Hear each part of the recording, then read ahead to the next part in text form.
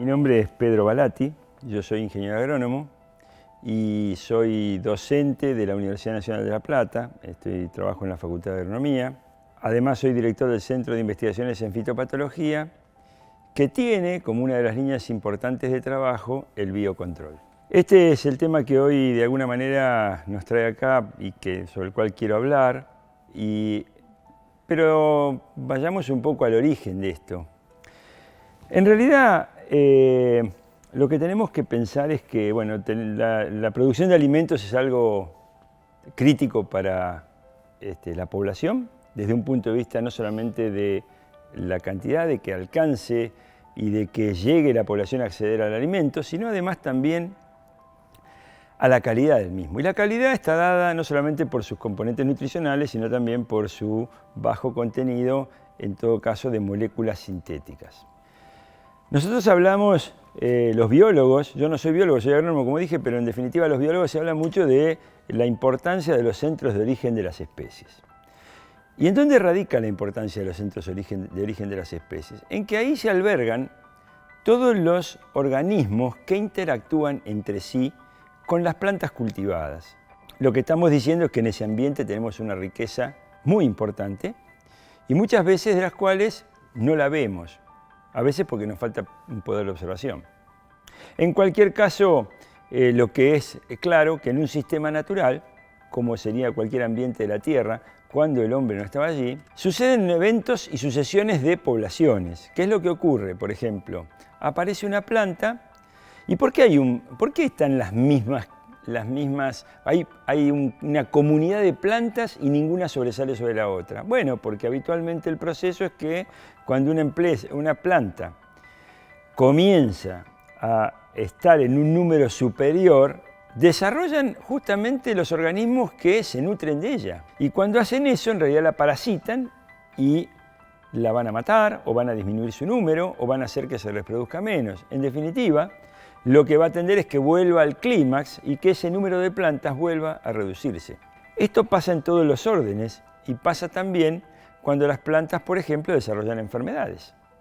¿Y qué es lo que sucede? Bueno, resulta que si las plantas se multiplican en número y están en gran cantidad, aparece algún organismo que convive con ellas, que puede nutrirse de la planta, pero que al hacerlo también le provoca daños y nos provoca, en definitiva, indirectamente, una reducción en el rendimiento, en la producción o en la calidad de lo que se produce. En cualquier caso, ese patógeno no va a multiplicarse exponencialmente e ilimitadamente. En algún momento, cuando su población crece, también aparecen organismos con los cuales o compiten o organismos que los parasitan. Y entonces, nuevamente, lo que va a ocurrir con esa población de patógenos es que va a ser reducida justamente por la actividad de estos parásitos. Es decir, que el potencial es realmente muy grande.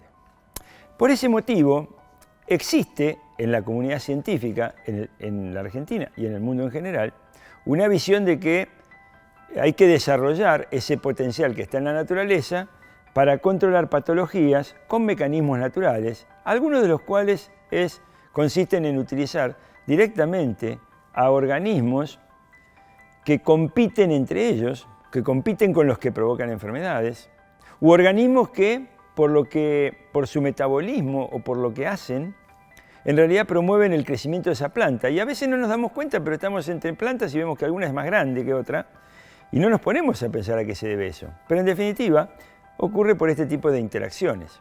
En cualquier caso, está claro que el potencial es muy grande y que hoy en día, si bien se está estudiando, todavía, al menos en la Argentina, se requiere no solamente mayores estudios, yo creo que hay estudios, creo que hay que llevar más a la aplicación esto. En definitiva, desarrollar estrategias para utilizarlos cuando uno tiene que producir. De alguna manera el biocontrol, que era el tema de lo que queríamos hablar, consiste entonces en utilizar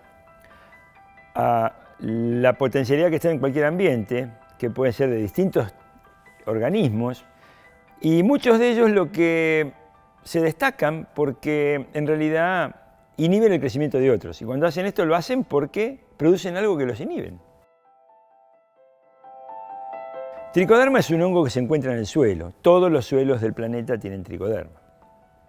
Ese hongo se caracteriza porque produce sustancias que inhiben el crecimiento de otros hongos. A veces inhiben nematodes, que son pequeños gusanitos que vienen del suelo. A veces también inhiben bacterias. Y a todo esto lo hacen con distintos compuestos o moléculas. Quiere decir que evidentemente tienen una diversidad de productos que producen con una actividad relevante. Esto es hasta el punto que para hacer que una tricoderma me defienda la planta frente a patógenos, tengo que usar un bichito con un nombre y apellido, pero si quiero en realidad promover el crecimiento de la planta con la misma tricoderma, debo utilizar otro bichito con otro nombre. Y lo que quiere decir es que cada uno, evidentemente, en su interior está generando cosas distintas. Son capacidades distintas. Quiere decir que una comunidad de organismos va a tener un impacto mucho mayor que un organismo aislado. Pero en definitiva, cada organismo está aportando algo. Hoy en día se habla del uso de conjuntos de organismos. En general, cuando usamos a tricoderma, solemos usarla en forma aislada, pero lo que es verdad es que se utiliza, este hongo se lo utiliza para controlar patógenos o a veces para promover el crecimiento. Y esto lo hacen de una manera completamente distinta. En síntesis, tenemos un hongo del suelo que, además de vivir en el suelo, puede mejorar el crecimiento de las plantas, inhibiendo competidores, potenciales competidores, inhibiendo patógenos o promoviendo el crecimiento de las plantas. Cualquiera de esas tres acciones va a hacer que nuestro cultivo se mantenga mejor y generará alimento más sano. ¿Cuándo es más fácil de alguna manera controlar o manejar una patología? Seguramente previamente a que esto ocurra, es decir, hay que hacer tratamientos preventivos, lo cual quiere decir que la mejor manera de hacer esto es prevenir el crecimiento de las poblaciones de insectos. De esa manera reducimos el riesgo, no solamente el riesgo de tener daños mecánicos porque el insecto come las plantas, sino además también de reducir la dispersión de patologías que pueden ser fúngicas o virus. De alguna manera estas últimas son las más comunes. Nuevamente acá vemos un ejemplo concreto de que la naturaleza tiene, los organismos que conforman el ambiente poseen mecanismos, como es el caso de Boveria bassiana, que también puede parasitar a los insectos y matarlos. Entonces hoy en día lo que está en estudio es justamente, se está estudiando todos los microorganismos que interactúan con las plantas en un determinado momento. ¿Cuál es el fin? Identificar a las comunidades microbianas que en conjunto generan un mejor crecimiento de la planta o una planta más sana, o una planta con capacidades superiores, al menos en las condiciones de cultivo, que el resto. De alguna manera, este es el tema que hoy está en día. Los inoculantes, digamos, o la inoculación de microorganismos, si lo que queremos hablar un poco, nació un poco con las leguminosas y esa simbiosis de la cual la Argentina se nutre, que es la soja y bacterias del suelo, a través de las cuales la soja fija nitrógeno. Pero bueno, ese es un tema que se ha resuelto bastante, hay un mercado importante y esto es porque realmente ha dado resultado.